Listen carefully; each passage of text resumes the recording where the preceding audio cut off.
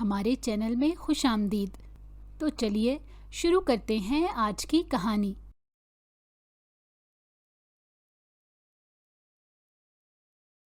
اس نے دعا کا بازو پکڑ کر ایک جھٹکے سے اسے اپنی جانب کھینچا۔ وہ جو گہری نیند میں ڈوبی ہوئی تھی اس افتاد کے لیے تیار نہیں تھی۔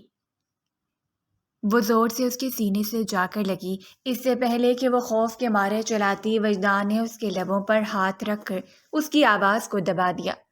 وہ اپنی لال انگارہ آنکھوں سے اس کی آنکھوں میں دیکھ رہا تھا کہ اس کی اجازت سے تم یہاں پر آئی ہو۔ وہ خونخوار لہجے میں بولا۔ اس کی بات سن کر وہ خوف سے لرزنے لگی۔ دعا بیچاری کی حالت ایسی تھی جیسے کاٹو تو بدن میں لہو نہیں۔ میں تم سے پوچھ رہا ہوں کہ کس کی اجازت سے تم یہاں پر آئی ہو؟ وہ دوبارہ سے غصے میں گھرایا، مگر اس بار اس کی آواز دھیمی تھی کیونکہ وہ دونوں لاؤنج میں موجود تھے اور اگر کوئی اس وقت وہاں پر آ جاتا تو ان کو اس حالت میں دیکھ کر ضرور سوال کرتا۔ آپ نے ہی مجھے کہا تھا کہ میں آپ کی نظروں کے سامنے سے دفع ہو جاؤں۔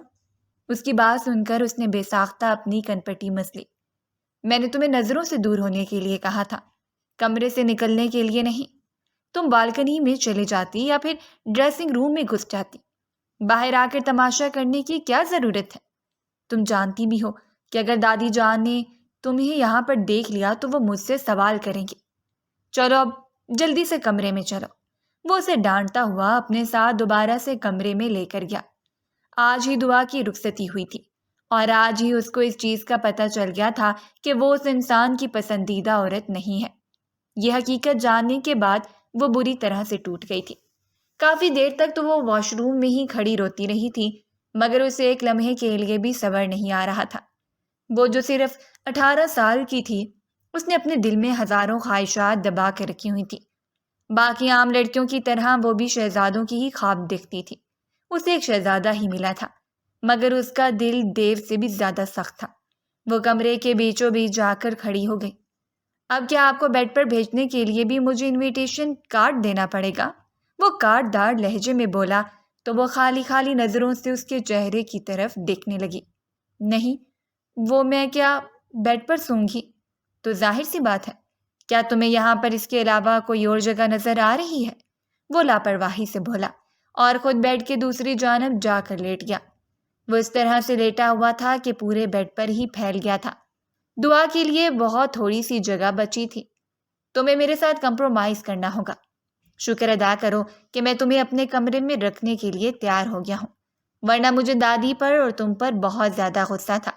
وہ اس پر احسان جتانے والے انداز میں بولا۔ وہ ہچکچاتے ہوئے بیڈ کے کونے سے جا کر ٹک گئی۔ وجدان اس کے کامتے ہوئے وجود کو دیکھ رہا تھا۔ ڈرنے کی ضرورت نہیں ہے، میں تمہیں کچھ بھی نہیں کہوں گا۔ یہ کہہ کر وہ دوسری جانب کروٹ بدل کر لیٹ گیا اور بیڈ پر کافی جگہ خالی ہو گئی تھی۔ وہ ذرا سی پیچھے کو کھسکی، نیند اس کی آنکھوں سے کوسوں دور تھی۔ وہ بہت زیادہ بے چین تھی، اسے سمجھ نہیں آ رہا تھا کہ وہ کیا کرے۔ جب اس کی شادی ہو رہی تھی تو سب سہیلیوں نے اس کے لیے رشک کا اظہار کیا تھا کہ یار تم تو بہت ہی خوش قسمت ہو، شہر کے سب سے بڑے بزنس مین سے تمہارا نکاح ہو رہا ہے اور ادھر ہم ہیں، دیکھو ہمارے حصے میں ہمیشہ ماموں کا شکیل ہی آتا ہے۔ اس کی سہیلی کی بات سن کر باقی سب لڑکیاں بھی اونچی اونچی آواز میں ہنسنے لگی تھیں، جبکہ وہ بھی دھیمے سے انداز میں مسکراتی تھی۔ اس کی مہندی کی رات تھی، وہ کچھ بھی تھی اور گھبرائی ہوئی بھی تھی کہ اچانک ہی اس کا موبائل بجا۔ اس نے دیکھا کہ انجان نمبر سے کال آ رہی تھی۔ اس نے اپنی کزن کو کہا کہ وہ کال سنے اور خود دوبارہ سے اپنی مہندی کی طرف متوجہ ہو گئی، مگر یہ کیا، اس کی مہندی کا رنگ ہی نہیں چڑھا تھا۔ اس کا دل زور زور سے دھڑکنے لگا تھا۔ ویسے تو یہ پرانے لوگوں کی باتیں تھیں کہ اگر مہندی کا رنگ نہ چڑھے تو اس کا مطلب ہوتا ہے کہ شوہر اپنی بیوی سے محبت نہیں کرتا۔ وہ ان باتوں پر یقین بھی نہیں رکھتے تھے، لیکن آج نہ جانے کیوں اسے برا لگ رہا تھا اور کسی حد تک اسے ڈر بھی لگ رہا تھا۔ تمہارے ہونے والے شوہر کی کال ہے، وہ تم سے بات کرنا چاہتا ہے۔ کزن کی بات سن کر اس کو ایک لمحے کے لیے اپنے کانوں پر یقین ہی نہیں آیا۔ یہ تم کیا کہہ رہے ہو؟ تم شیور ہو؟ ہاں بھائی، تمہارے ہونے والے شوہر کی ہی کال ہے، وہ تم سے بات کرنا چاہتا ہے۔ اس نے صرف ایک بار ہی وجدان کو دیکھا تھا، نہ تو وہ اس سے ملی تھی اور نہ ہی اس نے وجدان سے کسی قسم کی کوئی بات کی تھی۔ خیریت تو ہے؟ اس نے اپنی کزن سے پوچھا تو وہ غصے کا اظہار کرتے ہوئے کہنے لگی، اب مجھے کیا پتا ہے، تم خود ہی اس سے بات کر کے پوچھ لو۔ مجھ سے تو یوں سوال کری ہو جیسے میں اسے میٹنگ کر کے یہاں پر آئی ہوں۔ وہ خاموشی سے کمرے سے باہر نکل گئی، جبکہ اس کی کزن وہیں پر ہی باقی سب لڑکیوں میں مصروف ہو گئی۔ اس نے کسی کو بھی وجدان کی کال کے بارے میں نہیں بتایا تھا، جانتی تھی کہ وہ سب مل کر اس معصوم سی کزن کو پریشان کریں گی۔ السلام علیکم۔ خوبصورت آواز سن کر وجدان ایک لمحے کے لیے تو چونک گیا۔ وہ لڑکی جس قدر خوبصورت تھی، اس کی آواز اتنی ہی حسین تھی، مگر مسئلہ یہ تھا کہ وہ اس لڑکی سے محبت نہیں کرتا تھا، اور نہ ہی وہ لڑکی اس کی کلاس تھی۔ وہ MSc ڈگری ہولڈر، ایک بہت بڑا بزنس مین ہونے کے ساتھ ساتھ جاگیردار کا بیٹا بھی تھا۔ اسے اپنی جیسی ہی پڑھی لکھی اور ماڈرن لڑکی چاہیے تھی، جو اس کے ساتھ قدم سے قدم ملا کر چل سکے، مگر دادی جان نے اس کے پلے ایک چھوٹی سی بچی باندھ دی تھی۔ وعلیکم السلام۔ دوسری طرف سے مضبوط لہجے میں سنائی دینے والی آواز نے اس کی دل کی دھڑکن بڑھا دی۔ میں دو ٹوک بات کرنے کا عادی ہوں، تمہیں گھماؤں پھراؤں گا نہیں۔ یہ کہہ کر وہ ایک لمحے کے لیے ٹھہرا۔ میں شادی کے لیے راضی نہیں ہوں، اور نہ ہی میں تم جیسی لڑکی سے نکاح کرنا چاہتا ہوں۔ دعا کو یوں محسوس ہو رہا تھا جیسے کسی نے بڑی محفل میں اس کے چہرے پر ایک زوردار تماچا مارا ہو۔ وہ اسے پوچھنا چاہتی تھی کہ مجھ جیسی لڑکی سے آپ کی کیا مراد ہے، مگر اس کے الفاظ اس کے اندر ہی کہیں گم ہو گئے تھے۔ اس نے اپنے آنسوؤں پر قابو پانے کی کوشش کی، مگر اس کے باوجود بھی کچھ آنسو ٹوٹ کر اس کی گالوں پر بہہ نکلے تھے۔ ہیلو، تو میری آواز سن رہی ہو نا؟ دوسری طرف مسلسل خاموشی چھائی ہوئی تھی، اس لیے وہ تھوڑا سا پریشان ہو گیا۔ کہیں ایسا تو نہیں کہ کال کٹ گئی ہے؟ مگر لائن چل رہی ہے، میں تم سے بات کر رہا ہوں۔ محترمہ، کیا تم میری آواز سن رہی ہو؟ جی جی، وہ کانپتی ہوئی آواز میں بولی۔ وہ محسوس کر سکتا تھا کہ اس لڑکی کی کیا حالت ہے، مگر اس نے اب ہر کسی کے دل کو سنبھالنے کا ٹھیکہ نہیں اٹھایا ہوا تھا۔ اس کے اپنے بھی خواب تھے جس کو اس نے پورا کرنا تھا۔ ان خوابوں میں لڑکی کہیں بھی شامل نہیں تھی۔ پہلے وہ کچھ ممالک میں اپنا بزنس ایکسپینڈ کرنا چاہتا تھا، اور پھر اس کے بعد ہی شادی کرنا چاہتا تھا، وہ بھی کسی بزنس وومن سے۔ ایک گھریلو وومن کے بارے میں تو اس نے کبھی خوابوں میں بھی نہیں سوچا تھا۔ تو محترمہ، میں آپ سے یہ کہہ رہا ہوں کہ میں آپ سے شادی نہیں کرنا چاہتا ہوں۔ آپ سے گزارش ہے کہ آپ خود ہی اس رشتے سے انکار کر دیں، کیونکہ میں نے اپنی دادی کو ہر طرح سے سمجھا کر دیکھ لیا ہے۔ میری دادی میری بات ماننے کے لیے تیار نہیں ہے۔ اس نے غصے سے اپنے آنسو صاف کیے اور ٹھوس لہجے میں بولی، اگر آپ کو مجھ سے شادی کرنے میں اتنا ہی مسئلہ ہے تو آپ خود انکار کریں، میں انکار نہیں کروں گی۔ آپ مرد ہو کر اتنا زیادہ گھبرا رہے ہیں، میں تو پھر عورت ہوں، مجھ سے اس طرح کی کوئی بھی امید نہ رکھیے گا۔ وہ نہیں جانتی تھی کہ اس میں اتنی ہمت کیسے آئی۔ کہہ کر اس نے جلدی سے کال کاٹ دی، جبکہ دوسری طرف وہ حیران ہو کر موبائل کی سکرین کو گھورنے لگا۔ آج سے پہلے کسی نے بھی اسے اس لہجے میں بات نہیں کی تھی۔ مجھے لگتا ہے کہ اس لڑکی کا دماغ سیٹ نہیں ہے، اس کے دماغ کے پرزے مجھے ٹھیک کرنے ہی پڑیں گے، بس ایک بار یہ میری دسترس میں آ جائے۔ وہ لڑکی چہرے سے جتنی معصوم نظر آتی تھی، باتوں سے اتنی ہی چالاک نکلی تھی۔ تمہیں تو میں بہت اچھے طریقے سے دیکھ لوں گا، چھوٹی سی لڑکی، ایک بار تم میری دسترس میں آ جاؤ۔ وہ اس کے تصور سے مخاطب تھا۔ لمبے لمبے ڈگ بھرتا ہوا حویلی کے اندر چلا گیا، جہاں پر شور ہی شور تھا۔ اس کے سارے کزنس اور دوست وہاں پر اکٹھے تھے۔ لڑکیوں نے ڈھولکی رکھی ہوئی تھی، جبکہ لڑکے الگ سے بھنگڑے ڈال رہے تھے۔ وہ حویلی کا سب سے بڑا بیٹا تھا، دادی جان کا لاڈلا پوتا تھا۔ اس کی شادی کیسے نہ اتنی دھوم دھام سے ہوتی، مگر اس کی شادی پر اس کے کچھ رشتہ دار ناراض ہو گئے تھے، اور وہ لوگ تھے جن کی خواہش تھی کہ وہ اپنی بیٹی کو اس کی بیوی بنائے۔ لیکن دادی جان نے یہاں پر کسی کی بھی بات نہیں سنی۔ انہوں نے صاف صاف کہہ دیا تھا کہ میں نے اپنی دوست کی پوتی سے اپنے پوتے کا نکاح کرنا ہے۔ دادی کی بہن چارے کی وجہ سے وہ بیچارہ پھنس گیا تھا۔ شادی کا دن آ پہنچا تھا۔ یار، مجھے بہت زیادہ ڈر لگ رہا ہے، دعا نے کانپتی ہوئی آواز میں کہا۔ اس کی بات سن کر اس کی دوست مسکرانے لگی اور ہنستے ہوئے کہنے لگی، تمہارا ڈرنا بنتا ہے، بدتمیز لڑکی، میں اس حوالے سے بات نہیں کر رہی ہوں۔ اس کا چہرہ شرم کی وجہ سے لال ہو گیا تھا۔ مجھے پتہ نہیں کیوں لگ رہا ہے کہ وہ مجھ سے محبت نہیں کرتے ہیں۔ جو بات اس کے دل میں تھی وہ اس کی زبان پر آ چکی تھی۔ کیا یہ تمہیں اس نے خود اپنے منہ سے کہا ہے؟ ہاں نا، نہ چاہتے ہوئے اس نے سچ بھی بول دیا تھا۔ وہ جھوٹ بول رہا ہے۔ کوئی بھی انسان تمہیں ناپسند نہیں کر سکتا ہے۔ تم بے حد حسین ہو، معصوم ہو، خوبصورت ہو، شریف ہو۔ ہر مرد کو ایسی ہی بیوی چاہیے ہوتی ہے۔ وہ بھی تھوڑے سے نخرے دکھائے گا لیکن پھر خود ہی لائن پر آ جائے گا۔ تم ٹینشن نہ لو۔ وہ اس کے کندھے کو تھپکتے ہوئے بولی اور خود ڈریسنگ روم سے باہر چلی گئی کیونکہ بارات آ چکی تھی۔ اور پھر پہلی ہی رات وجدان صاحب نے اپنی دلہن کو ڈانٹ کر اپنی نظروں سے اوجھل ہونے کے لیے کہا تھا۔ وہ خود فریش ہونے کے لیے واش روم چلا گیا تھا۔ اس کی دلہن صاحبہ جو کہ حد سے زیادہ معصوم تھی، روتی ہوئی لاؤنج میں جا کر بیٹھ گئی۔ اس وقت رات کے 3 بج رہے تھے۔ پوری حویلی ہی گہری خاموشی میں ڈوبی ہوئی تھی۔ سب مہمان سو رہے تھے۔ ولیمہ ایک دن چھوڑ کر تھا، اس لیے سب لوگ ہی ریلیکس تھے۔ جب وجدان نے دیکھا کہ وہ کمرے میں کہیں نہیں ہے تو وہ اسے ڈھونڈتا ہوا باہر نکل گیا اور پھر ایک بار اسے ڈانٹ کر اپنے کمرے میں لے آیا۔ دعا کو یوں محسوس ہونے لگا تھا کہ اس کی زندگی میں اب صرف اس ظالم انسان کی ڈانٹ سننا ہی رہ گیا ہے۔ ولیمے کے بعد چند دن تو یوں ہی خاموشی میں ہی گزر گئے تھے کیونکہ وہ دوبارہ سے اپنے بزنس میں مصروف ہو گیا تھا۔ رات کو لیٹ گھر واپس آتا تھا۔ دادی جان اسے ڈانٹتی تھیں اور کہتی تھیں کہ تم اپنی نئی نویلی دلہن کو وقت کیوں نہیں دیتے ہو۔ وہ بھی شکر ادا کرتی تھی کہ وہ اس کی نظروں سے بچ کر رہتی ہے۔ کچھ دن پہلے ہی وجدان نے اس کے سر پر ایک اور بم پھوڑا تھا۔ وجدان نے اسے صاف الفاظ میں یہ بات سمجھا دی تھی کہ جب تک میری دادی زندہ ہے تب تک میں تمہیں اپنی بیوی بنا کر رکھوں گا۔ فکر مت کرو، اس دوران میں تمہیں استعمال نہیں کروں گا۔ ہم دونوں دوستوں کی طرح رہیں گے، لیکن جیسے ہی میری دادی کا انتقال ہو جائے گا میں تمہیں اپنی زندگی سے بے دخل کر دوں گا۔ بس تم دعا کرو کہ اللہ تعالیٰ میری دادی کو لمبی زندگی دے۔ اس دن کے بعد وہ اسے کھینچی کھینچی رہنے لگی تھی۔ وہ انسان اسے ایک آنکھ بھی نبھاتا تھا۔ وہ جب بھی اسے دیکھتی تھی تو اپنا راستہ تبدیل کر دیتی تھی۔ وجدان جو کہ اسی دوستی کی پیشکش کر کے یہ توقع کر رہا تھا کہ وہ نارمل انداز میں بیہیو کرے گی، اس کا نیا انداز دیکھ کر ٹھٹک کر رہ گیا۔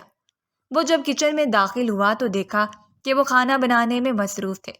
لمبے لمبے ڈھک بھرتا ہوا اس کے پاس گیا اور اس کا بازو پکڑ کر اپنی جانب موڑتے ہوئے بولا کہ کیا ڈرامہ لگایا ہوا ہے؟ ہم لوگوں نے ایک ڈیل جو کی تھی، اس کا کیا؟ ہم لوگ میاں بیوی ہیں، ہم لوگ دوست نہیں۔ وہ اس کی آنکھوں میں دیکھتے ہوئے مضبوط لہجے میں بولی۔ اس کی اس ہمت پر وہ ٹھٹک کر رہ گیا۔ اگر تمہیں لگتا ہے کہ میں تمہیں اپنی بیوی کا درجہ دوں گا تو یہ بات تو تم اپنے ذہن سے نکال ہی دو۔ وہ اب اس کی تھوڑی کو تھوڑا سا بلند کرتے ہوئے بولا، میں نے سوچا تھا کہ تمہیں تھوڑی سی ریلیکسیشن دے دوں گا، مگر اب مجھے اندازہ ہو رہا ہے کہ تم اس قابل ہی نہیں ہو۔ اب تمہارا برا وقت شروع ہوگا۔ وہ اسے دھمکی دیتا ہوا وہاں سے نکل گیا تھا۔ دعا نے اس کی دھمکی کو سیریس نہیں لیا اور یہی اس کی سب سے بڑی بے وقوفی تھی۔ جب وہ کمرے میں داخل ہوئی تو اس نے دیکھا کہ سارا کمرہ ہی بکھرا ہوا تھا۔ چلو جلدی سے اس کی صفائی شروع کر دو، تمہارے پاس صرف آدھے گھنٹے کا وقت ہے۔ وہ بے یقینی سے اس ظالم انسان کے چہرے کو دیکھنے لگی۔ آج شام کے وقت کچھ مہمانوں کی دعوت تھی، اس نے ان کے لیے اپنے ہاتھوں سے کھانا بنایا تھا۔ وہ بہت زیادہ تھک گئی تھی کہ محترم کا ایک نیا حکم صادر ہوا۔ اس سے پہلے کہ وہ منمناتی وجدان کمرے سے باہر نکل گیا۔ وہ اسے یہ بھی کہہ کر گیا تھا، یہ اگر تم نے آدھے گھنٹے کے اندر یہ کمرہ صاف نہ کیا تو تمہیں اگلے 30 دن تک تمہاری دادی سے ملنے کی اجازت نہیں دوں گا۔ یہ سن کر وہ بہت بری طرح سے گھبرا گئی اور جلدی جلدی ہاتھ چلانا شروع کر دیے۔ 25 منٹ کے اندر وہ کمرہ صاف کرنے میں کامیاب ہو چکی تھی۔ وہ اسے چیک کرنے کے لیے اندر آیا تو حیران رہ گیا کیونکہ وہ اب آرام سے بیڈ پر لیٹی موبائل سکرول کر رہی تھی۔ تم نے کسی کی مدد لی ہے نا؟ وہ اس کے سر پر کھڑا ہو گیا اور آنکھیں چھوٹی چھوٹی کر کے اسے گھورتے ہوئے بولا، میں آپ کی طرح چیٹنگ نہیں کرتی۔ وہ اپنے بال ہوا میں لہراتی ادائے نیازی سے جواب دیتی، ایک بار پھر اسے اپنے موبائل کی طرف متوجہ ہو گئی۔ اٹھو یہاں سے۔ اس کے اس انداز پر وجدان کو غصہ آ گیا۔ کیا مطلب ہے آپ کا؟ اب میں نے کیا کر دیا ہے؟ میں نے کہا ابھی اور اسی وقت یہاں سے اٹھو۔ وہ حلق کے بھل داڑا تو وہ گھبرا کر اٹھ گئی۔ نکلو میرے کمرے سے۔ آپ پاگل تو نہیں ہو گئے ہیں؟ میں نے کہا ہے نکلو یہاں سے۔ وہ اس کا ہاتھ پکڑ کر اسے کمرے سے باہر نکال چکا تھا۔ آپ ایک نمبر کے پاگل اور سنک انسان ہیں۔ میری قسمت خراب تھی جو آپ میرے نصیب میں آ گئے ہیں۔ میرا بس چلے تو ابھی اور اسی وقت آپ کو چھوڑ کر ایسی جگہ پر چلی جاؤں جہاں پر آپ کا نام و نشان بھی نہ ہو۔ وہ اس کے دروازے کے سامنے کھڑی اونچی اونچی آواز میں چیخ رہی تھی۔ اچانک ہی اس نے ایک زوردار لات دروازے پر ماری، مگر دروازہ کھل گیا اور اس کی لات ہوا میں ہی لہرا کے رہ گئی۔ وہ اب اپنی لال انگارہ آنکھوں سے اسے گھور رہا تھا۔ کیا کہا تم نے؟ میں کیسا انسان ہوں؟ وہ میں بولو بولو، خاموش کیوں ہو گئی ہو؟ وہی باتیں دوبارہ سے کہو جو تم تھوڑی دیر پہلے کہہ رہی تھی۔ وہ مضبوط قدم اٹھاتا ہوا اس کی طرف بڑھنے لگا۔ وہ تیزی سے پیچھے کی طرف ہٹی، لیکن دیوار ہونے کی وجہ سے وہ اس کے ساتھ ٹک کر رہ گئی تھی۔ میں تم سے پوچھ رہا ہوں کہ میں کیسا انسان ہوں؟ آپ بہت ہی اچھے انسان ہیں، وہ آنکھیں ٹمٹماتی ہوئے بولی۔ نہیں، یہ تو تم نے کہا ہی نہیں۔ مجھے تو یہ آواز آئی تھی کہ تم مجھے پاگل اور سینکی کہہ رہی تھی۔ تم میری جان، آج میں تمہیں اپنا پاگل پن دکھاتا ہوں۔ یہ کہہ کر وہ اس کا ہاتھ پکڑ کر اسے گھسیٹتا ہوا سوئمنگ پول والی سائڈ کی طرف لے کر چلا گیا۔ یہ آپ کیا کر رہے ہیں؟ اور پاگل تو نہیں ہو گئے ہیں؟ وجدان کے گھورنے پر اسے دوبارہ سے اپنی غلطی کا احساس ہوا۔ اس سے پہلے کہ وہ اسے سوئمنگ پول میں دھکا دیتا، دادی جان کی آواز سن کر ان کی طرف متوجہ ہو گیا۔ کیا کر رہے ہو تم دونوں یہاں پر؟ اور یہ شور کیسا ہے؟ کیا تم دونوں پھر سے لڑ رہے ہو؟ نہیں دادی جان، ایسی تو کوئی بات نہیں ہے، ہم تو بس باتیں کر رہے تھے۔ وجدان نے جلدی سے دادی جان کو جواب دیا اور اسے گھورنے لگا تاکہ وہ بھی اس کی ہاں میں ہاں ملائے۔ جی دادی جان، ایسا ہی ہے، وہ منہ بناتے ہوئے بولی۔ اچھا دعا بیٹا، تمہاری دادی کی مجھے کال آئی تھی، وہ تم سے ملنا چاہتی ہیں۔ میں نے انہیں کہا تھا کہ وہ یہیں پر چلی آئیں، مگر انہوں نے تمہیں ملنے کے لیے بلایا ہے، تو تم کل وجدان کے ساتھ چلی جانا۔ میری کل ایک بہت امپورٹنٹ میٹنگ ہے، میں اس کے ساتھ نہیں جا سکتا ہوں، اس نے دو ٹوک انداز میں کہا اور اپنے کمرے کی طرف بڑھ گیا، جبکہ وہ اپنی جگہ پر شرمندہ ہو گئی تھی۔ تم اس کی باتوں کو مائنڈ نہ کرو، یہ ابھی غصے میں ہے، تھوڑا سا وقت مزید گزرے گا تو نارمل ہو جائے گا۔ وہ وہاں سے جانے ہی لگی تھی کہ دعا نے انہیں مخاطب کیا۔ دادی جان، اگر ان کو مجھ سے محبت نہیں تھی، اگر یہ مجھے پسند نہیں کرتے تھے، تو آپ نے کیوں ان کی شادی مجھ سے کروائی ہے؟ تمہیں کس نے کہا ہے کہ وہ تمہیں پسند نہیں کرتا؟ میری جان، دادی جان، پلیز مجھے بے وقوف مت بنائیں، میں چھوٹی ضرور ہوں لیکن میرے پاس عقل ہے۔ آپ نے ہم دونوں کے ساتھ زیادتی کی ہے۔ آنسو ٹوٹ کر اس کی آنکھوں سے بہنے لگے تھے۔ رشیدہ بیگم چھوٹے چھوٹے قدم اٹھاتی ہی اس کے پاس بھی اس کے کندھے پر ہاتھ رکھتے ہوئے کہنے لگی، کیا تم جانتی ہو کہ عورت کس قدر طاقتور ہے؟ اس نے سوالیہ نظروں سے دادی کے چہرے کی طرف دیکھا۔ اگر عورت چاہے تو مرد کو اپنے قدموں میں گرنے پر مجبور کر دیتی ہے۔ میں نے اپنے قدموں میں نہیں گرانا چاہتی، تو پھر تم اسے اپنے سر کا تاج بنا لو، مگر اب فیصلہ تم پر ہے۔ یہ کہہ کر وہ وہاں سے چلی گئی تھی۔ اس نے پہلے سوچا تھا کہ وہ اس کے ساتھ اپنے تعلقات استوار کرنے کے بارے میں بات چیت کرے گی، لیکن جب وہ کمرے میں داخل ہوئی اور اندر سے آنے والی آوازوں کو سنا تو اسے لگا تھا کہ وہ اگلی سانس نہیں لے پائے گی۔ وہ کسی عورت سے فون پر بات کر رہا تھا۔ ہاں یار سونیا، میں بھی اس رشتے سے بہت زیادہ تنگ ہوں یار، اور جہاں تک تم سے ملنے کا سوال ہے تو بہت زیادہ مصروف ہوں، وقت ہی نہیں مل رہا ہے۔ جیسے ہی وقت ملے گا تو تم سے ملنے کے لیے آؤں گا۔ یار میں نے نکاح تو کیا ہے، مگر تمہیں تو پتہ ہے کہ وہ ایک چھوٹی سی نادان بچی ہے۔ بندہ ایک چھوٹی سی بچی کے ساتھ کیا پیار محبت کی باتیں کرے؟ نہیں نہیں یار، ایسی کوئی بات نہیں ہے، ہم دونوں میں ایسا ویسا کچھ بھی نہیں ہے، تم اب کچھ زیادہ ہی سوچ رہی ہو۔ اسے تو بس ہنسی مذاق ہی چلتی ہے، بیوی تو میں کسی بزنس وومن کو بناؤں گا۔ دعا کو یوں لگ رہا تھا کہ کوئی پگھلا ہوا سیسا اس کے کانوں میں انڈیل رہا ہو۔ وہ جو سمجھ رہی تھی کہ ان دونوں کے تعلقات بہتر ہو رہے ہیں، وہ نہیں جانتی تھی کہ وہ اس کے ساتھ ٹائم پاس کر رہا ہے۔ اس نے اپنے ہونٹوں پر ہاتھ رکھ لیا اور اپنی چیخ کو دبانے کی کوشش کی، مگر اس کے باوجود بھی اس کے لبوں سے سسکی نکل آئی تھی۔ اس نے کمرے میں جانے کا ارادہ ملتوی کر دیا تھا اور دوبارہ سے لان میں آ گئی تھی۔ وہ اپنے گھٹنوں پر سر رکھ کر پھوٹ پھوٹ کر رو رہی تھی۔ اسے اپنی ذات پر ترس آ رہا تھا کہ کیوں اس نے اس آدمی کے ساتھ اتنی زیادہ امیدیں لگا لی تھیں، کیوں وہ اس کو باقی سب مردوں سے مختلف سمجھنے لگی تھی۔ ہائے، میں بھی کتنی نادان تھی، کیا سب یتیم بچوں کے ساتھ ایسا ہی ہوتا ہے؟ وہ اب آسمان کی طرف دیکھتے ہوئے فریادیں کر رہی تھی۔ اللہ جی، میرے ماما بابا کیوں مجھ سے دور لے گئے؟ اگر وہ میرے پاس ہوتے تو وہ کبھی بھی میرے ساتھ یہ سلوک نہ کرتے۔ دادی جان مجھ سے بہت محبت کرتی تھی۔ میں جانتی ہوں کہ اس میں ان کا بھی کوئی قصور نہیں ہے، مگر اگر میرے بابا زندہ ہوتے تو یہ نوبت ہی نہ آتی اور میرا نکاح کسی ایسے انسان کے ساتھ نہ ہوتا جس کے لیے میں ایک انچاہی عورت تھی۔ میں بھی اب کبھی بھی اس کے لیے اپنے دل میں کسی بھی قسم کا جذبہ پیدا ہونے نہیں دوں گی۔ وہ اپنے آنسو صاف کرتے ہوئے مضبوط لہجے میں بولی تھی۔ اگر وہ میرے ساتھ کھیل رہے ہیں تو ٹھیک ہے، میں بھی اب ان کے ساتھ ٹائم پاس ہی کروں گی۔ میں اب اپنی محبت ان کے حوالے نہیں کروں گی کیونکہ وہ اس کے حقدار ہی نہیں ہے۔ تم دعا کو بھی اپنے ساتھ بزنس پارٹی میں لے کر جاؤ گے؟ دادی جان، میں نے آپ کی بات مان کر اس سے نکاح کر لیا ہے۔ اب مجھ سے کسی اور چیز کی امید مت رکھیں۔ آپ کیا چاہتی ہیں کہ میں وہاں پر جا کر سب لوگوں کے سامنے اپنا تماشا بناؤں اور سب لوگوں کو بتاؤں کہ میں نے ایک چھوٹی سی لڑکی سے نکاح کر کے اتنا بڑا بلنڈر مارا ہے؟ وہ اونچی اونچی آواز میں چیخ رہا تھا۔ بس کر دو، بہت ہو گیا ہے۔ میں اب تمہاری کوئی بھی بات نہیں سنوں گی۔ جو میں نے کہہ دیا ہے تم وہی کرو گے۔ اگر تم نے ایسا نہ کیا تو پھر اس حویلی میں بھی داخل ہونے کی کوئی ضرورت نہیں ہے۔ آپ میرے ساتھ ایسا نہیں کر سکتی ہیں۔ دادی جان نے ہاتھ اٹھا کر اسے خاموش رہنے کا اشارہ کیا۔ تم اسے آج بزنس پارٹی میں اپنے ساتھ لے کر جا رہے ہو اور تم سب لوگوں سے اس کا تعارف اپنی بیوی کے روپ میں کرواؤ گے۔ سب کو پتہ ہے دادی جان، سب لوگ ہی میری شادی پر آئے تھے، اس نے منہ بناتے ہوئے کہا، مگر تم نے کسی سے بھی اس کو نہیں ملوایا۔ اب تم سب سے الگ الگ کر کے اس کو ملواؤ گے۔ ٹھیک ہے، اگر آپ میرا تماشا ہی بنانا چاہتی ہیں تو مجھے بھی کوئی مسئلہ نہیں ہے، لیکن کل جب نیوز میں سب لوگ میرا مذاق بنا رہے ہوں گے تو پھر مجھ سے بھی کسی اچھائی کی امید مت رکھیے گا۔ یہ کہہ کر وہ غصے سے اٹھ کر اپنے کمرے میں چلا گیا۔ اس نے دیکھا کہ وہ اس کے کپڑوں کو طے کر رہی تھی۔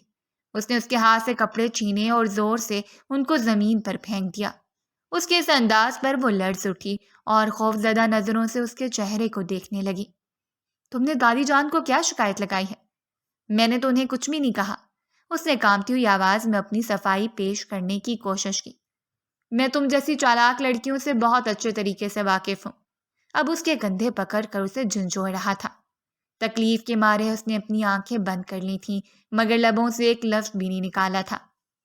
اگر تمہاری اسی طرح کی حرکتیں چلتی رہیں تو میں قسم اٹھا کر کہتا ہوں کہ میں دادی کی اس دنیا سے جانے کا انتظار بھی نہیں کروں گا، اور اس نے اس سے پہلے ہی تمہیں طلاق دے دوں گا۔ وہ انسان کس قدر ظالم تھا، بولنے سے پہلے ذرا بھی نہیں سوچتا تھا۔ اسے ذرا بھی اس چیز کا احساس نہیں ہوتا تھا کہ اس کے الفاظ سامنے والے کے دل پر خنجر کی طرح لگتے ہیں۔ کاش وہ بولنے سے پہلے ایک بار اپنے الفاظ پر غور کرتا۔ وہ بس یہ سوچ کر ہی رہ گئی تھی۔ تمہیں کیا لگتا ہے کہ میرے ساتھ بزنس پارٹیز پر جا کر تم میری زندگی میں جگہ بنانے میں کامیاب ہو جاؤ گی؟ چلو ٹھیک ہے، تم یہ کوشش کر کے بھی دیکھ لو، لیکن اگر وہاں پر جا کر تم نے کسی بھی قسم کا تماشا لگایا یا پھر مجھے شرمندہ کروایا تو سب کے سامنے تمہیں ذلیل کروں گا۔ انگلی اٹھا کر اسے دھمکی دیتا ہوا وہ وہاں سے جا چکا تھا۔ جبکہ اس کے جانے کے بعد اس نے جلدی سے یوٹیوب پر ویڈیوز دیکھنا شروع کر دی کہ ایک سگما لیڈی کیسے بنتے ہیں اور بزنس پارٹی پر جانے کے لیے کس طرح کی ڈریسنگ کرنی چاہیے۔ وہ زور و شور سے سب ویڈیوز دیکھ رہی تھی۔ اس نے پھر اپنی گبڑ کھولی۔ اس نے دیکھا وہاں پر ایسا کوئی بھی ڈریس موجود نہیں تھا۔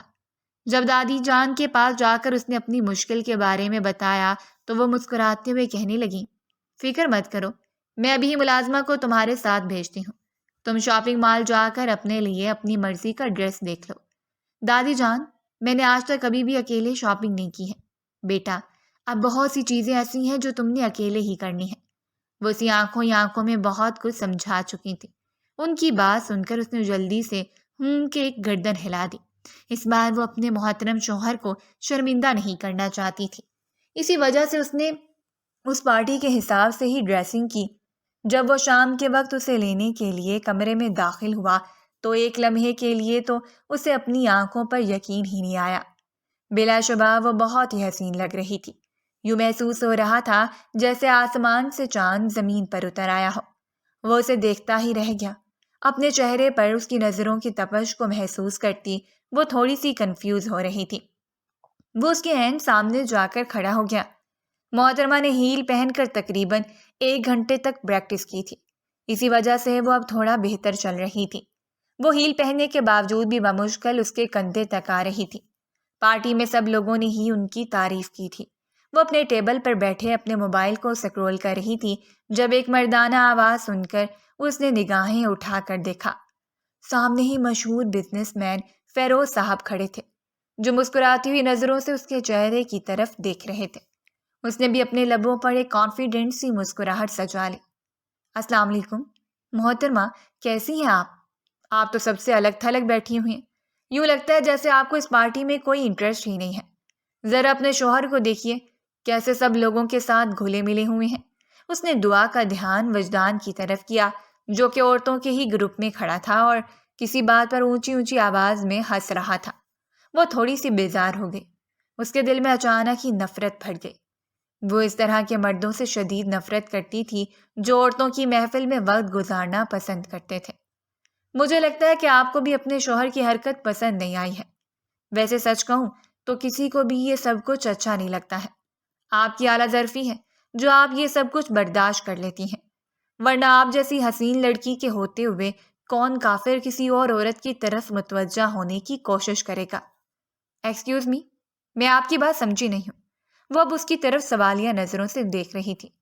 دیکھیے محترمہ، آپ شکل سے بہت ہی معصوم لگتی ہیں اور جس طرح کا آپ کا بیک گراؤنڈ ہے، آپ کو ان چیزوں کے بارے میں بھی ٹھیک طرح سے پتہ نہیں ہے۔ آپ کہنا کیا چاہتے ہیں فیروز صاحب؟ ذرا کھل کر کہیں۔ میں بس آپ کو اتنا کہنا چاہتا ہوں کہ آپ اپنے شوہر پر نظر رکھیں، کیونکہ اگر آپ نے ان کی حرکتوں کو اسی طرح سے ہی نظر انداز کیا تو بہت جلد وہ آپ کے ہاتھوں سے نکل جائیں گے۔ یہ کہہ کر وہ مسکراتے ہوئے وہاں سے چلے گئے تھے، جبکہ وہ غصے سے اپنی مٹھی بھینچ کر رہ گئی تھی۔ بے بسی کے مارے اس کی آنکھوں میں پانی تیرنے لگا تھا۔ وجدان ان عورتوں کے ساتھ کھڑا نہیں ہونا چاہتا تھا۔ وہ فیروز صاحب کے مجبور کرنے پر اس جانب گیا تھا۔ ان میں سے صرف ایک عورت تھی جس سے اس کی پہچان تھی۔ وہ عورتوں کی محفل کو عموماً پسند نہیں کرتا تھا، مگر آج نہ چاہتے ہوئے بھی پھنس گیا تھا۔ اسے بہت کوفت ہو رہی تھی، مگر وہ ان سے بدتمیزی بھی نہیں کرنا چاہتا تھا، اس لیے مجبوراً ان سے چند باتیں کرنے کے بعد دوبارہ سے اپنی ٹیبل پر چلا آیا۔ کیا ہوا ہے تمہیں؟ تم کیوں منہ بنا کر بیٹھی ہو؟ آپ کو اس سے کیا مطلب ہے؟ جائیے عورتوں کی محفل انجوائے کیجیے، وہ کاٹ دار لہجے میں بولی۔ کیا تم مجھ سے جل رہی ہو؟ میرا معیار ابھی اتنا گرا نہیں ہے کہ میں آپ سے جلوں۔ وہ نہیں جانتی تھی غصے میں وہ کیا کیا بول رہی ہے۔ تم ہوش میں تو ہو؟ اپنے الفاظ پر غور کرو۔ میں ہوش میں ہوں اور بہت سوچ سمجھ کر بول رہی ہوں۔ وہ اب کی بار قدر اونچی آواز میں چلائی تھی۔ مجھے لگتا ہے کہ تمہیں تھوڑی سی اہمیت کیا دے دی، تم تو اپنی اوقات ہی بھول گئی ہو۔ اب تمہیں واپس تمہاری اوقات میں لانے کی ضرورت ہے۔ میں جیسی بھی ہوں، لیکن آپ کی طرح عورتوں کی محفلیں پسند نہیں کرتی ہوں۔ تو میرے بارے میں جانتی ہی کتنا ہو؟ جو کچھ اپنی آنکھوں سے دیکھا اس کے بارے میں مزید جاننے کی خواہش بھی نہیں ہے۔ اٹھو یہاں سے، وہ دھیمی آواز میں غرایا تھا۔ میں آپ کے ساتھ نہیں جاؤں گی۔ میں نے کہا ہے کہ اٹھو یہاں سے۔ میں نے بھی کہا ہے کہ میں آپ کے ساتھ نہیں جاؤں گی۔ مجھے فیروز صاحب چھوڑ دیں گے۔ یہ سن کر وہ عجیب سے انداز میں ہنسا اور اتنا ہنسا کہ اس کی آنکھوں سے پانی نکلنے لگا تھا۔ اوہ، تو یہ کہو نا کہ تمہیں کسی اور مرد کی ذات میں دلچسپی ہونے لگی ہے۔ فیروز اس کا ہی بزنس پارٹنر تھا، مگر ان دونوں میں بنتی ہی نہیں تھی، اور اب اپنی بیوی کے منہ سے اس مرد کا نام سن کر اس کا پارا غصے سے ہائی ہو گیا تھا۔ آپ ہی تو کہتے تھے کہ میں آپ کی کلاس کی چیزیں اڈاپٹ کروں۔ میں بھی تو بس وہی کر رہی ہوں۔ آپ کی کلاس میں مرد غیر عورتوں میں دلچسپی لیتے ہیں اور عورتیں ہی غیر مردوں میں دلچسپی لیتی ہیں۔ تمہارا دماغ اس وقت ٹھیک طرح سے کام نہیں کر رہا ہے۔ گھر چلو، میں تمہارا دماغ سیٹ کرتا ہوں۔ وہ اس کا بازو دبوچتے ہوئے غصے سے اٹھا کر اپنے ساتھ گھسیٹتے ہوئے لے کر جا رہا تھا۔ چھوڑے مجھے، کیا کر رہے ہیں؟ پاگل تو نہیں ہو گئے؟ وہ اپنا آپ چھڑوانے کی کوشش کر رہی تھی، مگر اس ظالم انسان کی گرفت بہت ہی مضبوط تھی۔ اس جگہ پر زیادہ لوگ نہیں تھے اور میڈیا بھی وہاں پر موجود نہیں تھا، اس لیے وہ آسانی سے وہاں سے نکل آئے تھے۔ وجدان صاحب کے کانوں میں تو اس وقت صرف ایک ہی بات گونج رہی تھی کہ ان کی بیگم صاحبہ نے ان کے سامنے کسی اور مرد کا نام لیا تھا۔ وہ کیسے یہ چیز گوارا کر سکتا تھا؟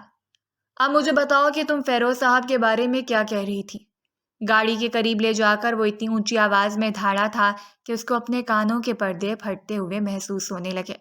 وہ جو بہادر بن رہی تھی یکدم ہی گھبرا گئی اور بھیگی بلی کی طرح صفائی پیش کرتے ہوئے کہنے لگی، میں کچھ بھی نہیں کہہ رہی تھی. تم جانتی بھی ہو کہ تمہاری حرکت سے مجھے کتنا غصہ آیا ہے. دل تو کر رہا ہے کہ ابھی اور اسی وقت تمہیں زندہ زمین کے اندر دفن کر دوں. حویلی پہنچنے کے بعد وہ اسے گھسیٹتے ہوئے اپنے ساتھ کمرے میں لے کر گیا. اب بس بہت ہو گیا ہے. میں نے تمہیں بہت وقت دے دیا ہے. مجھے اندازہ ہو گیا ہے کہ جتنی تمہیں ڈھیل دوں گا اتنا ہی تم میرے سر پر چڑھ کر ناچو گی. چلو اب اچھی بیویوں کی طرح میرے حقوق پورے کرو. آپ مجھے اپنی بیوی نہیں مانتے ہیں. آپ تو مجھے چھوٹی سی بچی سمجھتے ہیں. اوہ، تو کیا تم نے چھپ کر میری باتیں بھی سنی ہیں؟ مجھے کسی کی باتیں سننے کی عادت نہیں ہے. ٹھیک ہے، تو پھر میں بچی سے ہی حقوق پورے کرواؤں گا. یہ کہہ کر وہ اس کی طرف بڑھا تو وہ تیزی سے پیچھے کی طرف کھسکی تھی. میں اونچی آواز میں چلا کر پورے گھر کو چیخ چیخ کر آپ کی حقیقت کے بارے میں بتا دوں گی. اس کے لبوں پر ایک شاطرانہ سی مسکراہٹ پھیل گئی. ٹھیک ہے، تم واقعی بہت سمجھدار لڑکی ہو. وہ تالی بجا کر اس کا مذاق بنانے لگا. یعنی تم پورے گھر کو، حویلی میں جتنے بھی ملازمین ہیں ان کو اور مہمانوں کو چیخ چیخ کر یہ بتاؤ کہ تمہارا شوہر تمہارے پاس آنے کی کوشش کر رہا ہے. وہ تمہیں ہاتھ لگانے کی کوشش کر رہا ہے. دعا کا چہرہ شرمندگی کی وجہ سے لال ہو گیا تھا. میں آپ سے شدید نفرت کرتی ہوں.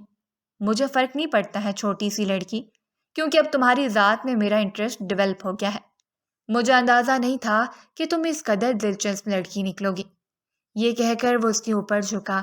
اس سے پہلے کہ وہ کسی قسم کی کوئی جسارت کرتا دروازے پر دستک ہوئی. وہ ذرا سا پیچھے ہٹا تو دعا بھی موقع کا فائدہ اٹھاتے ہوئے واش روم میں گھس گئی. وہ بس دانت پیس کر رہ گیا تھا. جب وہ واپس نکلی تو اپنا چہرہ دھو چکی تھی. اس نے شکر کا کلمہ پڑھا تھا کیونکہ کمرے میں کوئی بھی نہیں تھا. اس کا دل ابھی بھی زور زور سے دھڑک رہا تھا. وہ شیشے کے سامنے جا کر کھڑی ہو گئی اور اپنے چہرے کو تھپکنے لگی. اس کے ساتھ یہ کیا ہو رہا تھا اور ان کا کس قسم کا رشتہ تھا؟ وہ سمجھ نہیں پا رہی تھی. اگر وہ کسی اور عورت سے محبت کرتے ہیں تو وہ میری زندگی میں کیوں آئے؟ میں بھی وعدہ کرتی ہوں کہ میں انہیں اپنے قریب آنے کی اجازت بھی نہیں دوں گی. چاہے کچھ بھی ہو جائے میں مر جاؤں گی، مگر ایسا کبھی بھی نہیں ہونے دوں گی، کیونکہ میں اتنی گئی گزری نہیں ہوں کہ کسی کے استعمال کی چیز بنوں. اپنے آنسو بے دردی سے صاف کرتے ہوئے وہ غصے سے بولی. اگلی ہی صبح وہ دادی جان کے کمرے میں موجود تھی. مجھے یونیورسٹی میں ایڈمیشن لینا ہے. ارے یہ تو بہت ہی اچھی بات ہے. میں تم سے یہی کہنے والی تھی کہ تم اپنے آپ کو مصروف کر لو اور آگے پڑھائی سٹارٹ کرو. جی دادی جان، کیا آپ کل ہی میرا ایڈمیشن کروا دیں گی؟ اور انتظار کرنے کی کیا ضرورت ہے؟ آج ہی ملازم کے ساتھ جاؤ، بلکہ رکو، میں اپنے پوتے کو کال کرتی ہوں. دادی جان پلیز وجدان کو کال مت کیجیے گا. ارے اس کو نہیں، سرمد کو کروں گی. وہ بھی یونیورسٹی میں پڑھتا ہے اور شاید ابھی کچھ دن پہلے اس نے ایڈمیشن لیا ہے. تو میں اسے کہوں گی کہ وہ تمہیں اپنی یونیورسٹی میں ہی لے جائے، تاکہ اس طرح سے میرا دل بھی سکون میں رہے. دادی جان کے لبوں پر اس وقت یک شرارتی سی مسکراہٹ پھیلی ہوئی تھی. وہ یہ سب کچھ جان بوجھ کر کہہ رہی تھی. اتنا تو اندازہ ہو گیا تھا کہ ان کا پوتا اس چھوٹی سی لڑکی کی ذات میں دلچسپی لینے لگا ہے. انہوں نے ایک طرف سرمد کو کال کی اور اسے کہا کہ وہ ان کی پوتی کو یہاں سے لے جائے، اور دوسری طرف انہوں نے وجدان کو بھی کال کر دی تھی. تمہاری بیوی نے یونیورسٹی میں ایڈمیشن لینے کی بات کی ہے تو میں نے سوچا ہے کہ اس کا ایڈمیشن کروا دیتی ہوں. پلیز مجھے کوئی کام مت بولیے گا، میرے پاس وقت نہیں ہے. وجدان غصے سے بولا. نہیں نہیں، میں نے تمہیں کام کرنے کے لیے کال نہیں کی. میں بس اتنا بتا رہی تھی کہ وہ سرمد کے ساتھ یونیورسٹی گئی ہے. وہ اس کے ایڈمیشن کا سارا پروسیجر خود ہی دیکھ لے گا. تم بس واپسی پر اسے لینے کے لیے آ جانا، اگر تمہارے پاس ٹائم ہوا. اگر ٹائم نہیں ہے تو پھر مجھے بتا دینا، میں اسے کہوں گی کہ وہ سرمد کے ساتھ ہی آ جائے. دادی جان کی بات سن کر وہ چل کر اپنی جگہ پر کھڑا ہو گیا، یوں جیسے کسی بچھو نے ڈنگ مارا ہو. سرمد کے ساتھ بھیجنے کی کیا ضرورت تھی اسے؟ وہ بے چینی سے بولا. کیا مطلب ہے تمہارا؟ وہ بھی تو اس کے بھائیوں جیسا ہی ہے. بھائی صرف ایک ہی ہوتا ہے اور اس کا کوئی بھی بھائی نہیں ہے. میں بھی جاتا ہوں اور دیکھتا ہوں. مجھے بتائیں کہ یونیورسٹی کا نام کیا ہے، یا پھر رکیں، میں خود ہی سرمد سے فون پر پوچھ لیتا ہوں. وہ یکدم ہی بہت زیادہ بے چین ہو گیا تھا. دادی جان بھی کھل کر مسکرا رہی تھی. بس بیٹا، میں چاہتی ہوں کہ تم ایک بار اس رشتے کو قبول کر لو اور اس کے سامنے گھٹنے ٹیک دو. آخر کب تک تم اس چھوٹی سی لڑکی سے دور بھاگو گے؟ اس نے سرمد کے موبائل پر کال کی مگر اس کا نمبر بند جا رہا تھا، جبکہ دوسری طرف وہ سرمد کے ساتھ فرنٹ سیٹ پر بیٹھی ہوئی تھی۔ وہ بہت ہی فنی اور مزاحیہ تھا۔ دعا اس کی کمپنی کو بہت زیادہ انجوائے کر رہی تھی۔ اس دوران وہ اپنے دکھ درد بھی بھول گئی تھی۔ وہ اسے تقریباً 1 سال بڑا تھا۔ میڈم صاحبہ، اگر آپ کی ایسی کون سی مجبوری تھی جو آپ نے اس خروس انسان سے شادی کر لی؟ قسم سے اس سے بات کرنے سے پہلے بھی انسان 100 بار سوچتا ہے۔ میں نے سنا تھا کہ لڑکیوں کے موڈ سوئنگ ہوتے ہیں، لیکن یہاں پر تو سرکار کے موڈ سوئنگ ہے۔ اس کی بات سن کر وہ پھیکے سے انداز میں مسکرا دی تھی۔ ماضی کے لمحات اس کی نظروں کے سامنے گھومنے لگے تھے۔ آج سے تقریباً 5 سال پہلے ہی اس کے والدین کا انتقال ہو گیا تھا۔ اس کے بعد دادی جان نے اس کی پرورش کی تھی۔ وہ اس وقت اپنے بیٹے کے ساتھ سعودیہ جانا چاہتی تھیں۔ پہلے انہوں نے سوچا تھا کہ وہ اپنی پوتی کو اپنے ساتھ لے کر جائیں گی، مگر تایا جان نے صاف انکار کر دیا تھا۔ اس لیے انہوں نے اس کا نکاح اپنے جاننے والے کے پوتے کے ساتھ کر دیا۔ انہیں لگا تھا کہ وہ لڑکا بہت ہی اچھا ہے اور اپنی دادی جیسا ہی ہوگا، مگر یہ ان کی غلط فہمی ثابت ہوئی۔ وجدان صاحب تو حد سے زیادہ خروس اور اپنی منمانی کرنے والے ضدی انسان تھے۔ بس بعض اوقات انسان قسمت کے ہاتھوں مجبور ہو جاتا ہے۔ اس نے جب اپنی کہانی اسے سنائی تو سرمد کو صحیح معنوں میں اس کے لیے افسوس ہوا تھا۔ وہ دونوں ابھی راستے میں ہی تھے کہ کالے رنگ کی گاڑی ان کے سامنے آ کر رکی۔ سرمد نے بر وقت بریک ماری تھی، جس کی وجہ سے وہ اس گاڑی کے ساتھ لگتے لگتے بچ گیا تھا۔ یہ کیا بدتمیزی ہے! اس سے پہلے کہ وہ گاڑی میں بیٹھے وہ اس شخص کو باتیں سناتا، وجدان اپنی گاڑی سے باہر نکلا۔ اوہ، کیسے ہیں بھائی آپ؟ اسے دیکھ کر سرمد یکدم ہی بکھلا گیا تھا اور ہچکچانے بھی لگا تھا۔ وہ جو تھوڑی دیر پہلے دعا کے سامنے بڑی بڑی باتیں کر رہا تھا، وہ وجدان کے سامنے ٹھیک طرح سے بول بھی نہیں پا رہا تھا۔ دعا دل ہی دل میں اس پر ہنس رہی تھی۔ یعنی صرف میں ہی نہیں ہوں جو اپنے شوہر سے ڈرتی ہے، پوری دنیا ہی میرے شوہر سے گھبراتی ہے، کیونکہ وہ ہے ہی خروس انسان۔ دل ہی دل میں اس نے بھی اپنے شوہر کو باتیں سنائی اور اب سوالیہ نظروں سے اس کے چہرے کی طرف دیکھ رہی تھی۔ میرے ساتھ چلو، مگر دادی جان نے اس نے کچھ کہنا چاہا، وجدان کی آنکھوں میں دیکھ کر خاموش ہو گئی اور چپ کر کے اس کی گاڑی میں جا کر بیٹھ گئی۔ تمہیں کس نے مشورہ دیا تھا سرمد کے ساتھ جانے کا؟ اور تم کو زیادہ ہی اس کے ساتھ ہنسی مذاق نہیں کرنے لگی؟ مجھے دادی جان نے بولا تھا، اس نے نگاہیں چراتے ہوئے کہا۔ تمہارے منہ میں ایک عدد زبان بھی ہے جو صرف اور صرف میرے سامنے ہی چلتی ہے۔ کسی دن دادی جان کے سامنے بھی یہ زبان چلاؤ۔ انہوں نے کہا وہ کہ تم اپنے شوہر کے علاوہ کسی اور کے ساتھ نہیں جاؤ گی، مگر آپ تو مجھے اپنی بیوی تسلیم ہی نہیں کرتے ہیں۔ تمہارے جو دماغ کے پرزے ڈھیلے ہیں نا، انہیں سیٹ کرتا ہوں۔ فی الحال تم چپ کر کے جاؤ۔ ہم نے بہت غصے میں ہوں، آپ بھی تو دوسری لڑکیوں کے ساتھ جاتے ہیں۔ میں تو کبھی آپ پر غصے نہیں ہوئی، آپ کیوں اتنا زیادہ جل رہے ہیں؟ وہ کاٹ دار لہجے میں بولی۔ محترمہ، یہ جو بھی تمہارے منہ میں اتنی لمبی زبان آ گئی ہے نا، یہ بھی صرف اور صرف میری وجہ سے آئی ہے۔ وہ اسے اپنے ساتھ یونیورسٹی لے کر گیا تھا، مگر اس نے دوسری یونیورسٹی کا انتخاب کیا تھا۔ وہ اسے سرمد کے رحم و کرم پر نہیں چھوڑ سکتا تھا۔ وجہ یہ نہیں تھی کہ وہ اس پر بھروسہ نہیں کرتا تھا، وجہ یہ تھی کہ وہ حد سے زیادہ جیلس ہوتا تھا۔ میری بات سنو، کسی نے بھی اگر تم سے نوٹس مانگے تو انکار کر دینا۔ فضول میں کسی کے ساتھ دوستی کرنے کی بھی کوئی ضرورت نہیں ہے۔ صرف ایک لڑکی کے ساتھ دوستی رکھو جو قابل اعتبار ہو۔ لڑکوں سے 100 فٹ کے فاصلے پر رہنا۔ تمہیں نہیں پتا کہ یونیورسٹی کے لڑکے کتنے چالاک ہوتے ہیں۔ یہ ہر طرح سے آپ کو اپنے جھانسے میں پھنسانے کی کوشش کرتے ہیں۔ وہ کسی بڑے بزرگ کی طرح اسے ہدایات کر رہا تھا، جبکہ وہ خاموشی سے اس کی باتیں سن رہی تھی۔ یونیورسٹی میں جانے کے بعد وہ مزید مصروف ہو گئی تھی۔ اب تو اسے وجدان کی شکل دیکھنے کا بھی وقت نہیں ملتا تھا، اور کچھ وہ خود ہی اگنور کرتی تھی۔ جب وہ سو جاتا تھا تب وہ کمرے میں آتی تھی۔ ایک دن جب وہ کمرے میں داخل ہوئی تو وجدان جاگ رہا تھا۔ وہ اس کے سامنے جا کر کھڑا ہو گیا اور اس کی آنکھوں میں دیکھتے ہوئے بولا، مجھ سے دور کیوں بھاگ رہی ہو؟ میں کسی سے دور نہیں بھاگ رہی، اس نے لاپرواہی سے جواب دیا۔ وجدان نے اس کا بازو پکڑا اور اسے یکدم ہی اپنے گلے سے لگا لیا۔ اب وہ اس کے بالوں میں ہاتھ پھیر رہا تھا۔ چھوڑے مجھے، میں آپ سے نفرت کرتی ہوں۔ آپ اسی عورت کے پاس جائیں جس کو آپ کہہ رہے تھے کہ میں ایک چھوٹی سی بچی ہوں۔ وہ عورت میری رضائی بہن ہے یار، کچھ تو خدا کا خوف کرو۔ اگر تم کہو تو میں اسے تمہاری ویڈیو کال بھی کروا دیتا ہوں۔ میری زندگی میں تمہارے علاوہ کوئی عورت نہیں ہے، اور نہ ہی کبھی کوئی ہو سکتی ہے۔ پہلے مجھے لگتا تھا کہ ہم دونوں میں انڈرسٹینڈنگ پیدا نہیں ہو پائے گی اور میں تم سے کبھی بھی محبت نہیں کر پاؤں گا، مگر یہ میری غلط فہمی ثابت ہوئی۔ میں تمہیں پسند کرنے لگا ہوں، آج سے نہیں بلکہ پہلے دن سے ہی۔ تم ہو ہی اتنی پیاری اور اتنی اچھی کہ کسی کو بھی تم سے محبت ہو سکتی ہے۔ تم نے واقعی مجھے حیران کر دیا ہے۔ میں ہمیشہ سے ہی اپنی ضد کا بہت پکا رہا ہوں۔ میں نے آج سے پہلے کبھی بھی کسی کے سامنے گھٹنے نہیں ٹیکے، مگر تمہارے سامنے مجبور ہو گیا ہوں۔ میں تم سے محبت کرنے لگا ہوں اور تمہارے ساتھ اپنی باقی کی زندگی گزارنا چاہتا ہوں۔